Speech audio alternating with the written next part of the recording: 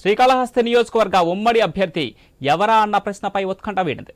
ఎట్టకేలకు టీడీపీ అభ్యర్థి బొజ్జల సుధీర్ రెడ్డికి టికెట్ను కేటాయించింది. దీంతో టీడీపీ శ్రేణులు సంబరాల్లో మునిగిపోయారు. ప్రకటన విడుదలైన వెంటనే సుధీర్ రెడ్డి తన అనుచరులతో కలిసి శ్రీకాళహస్తి ఆలయానికి వెళ్లి కేతు పూజలు నిర్వహించి స్వామి అమ్మవార్ల దర్శనం చేసుకున్నారు. తనకు సీటు కేటాయించినందుకు టీడీపీ అధినేత చంద్రబాబుకు ప్రత్యేక కృతజ్ఞతలు తెలిపారు.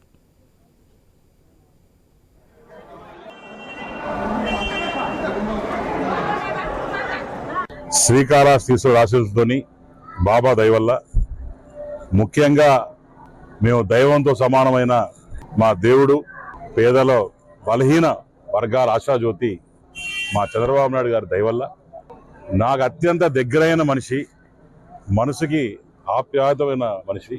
మేము అన్నా అని పిలిచిన తమ్ముడైన అన్నా అని పిలుస్తా మా లోకేష్ అన్న గారికి. ప్రతి ఒక్కరూ నాకు ఈ టికెట్ రావాలని కోరుకున్న ప్రతి ఒక్కరికి కూడా నేను శిరస్సు వంచి పాదావందనాలు చేస్తున్నాను.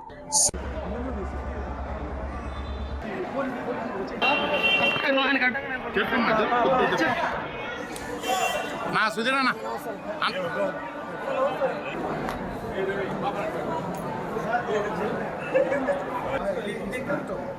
లెక్క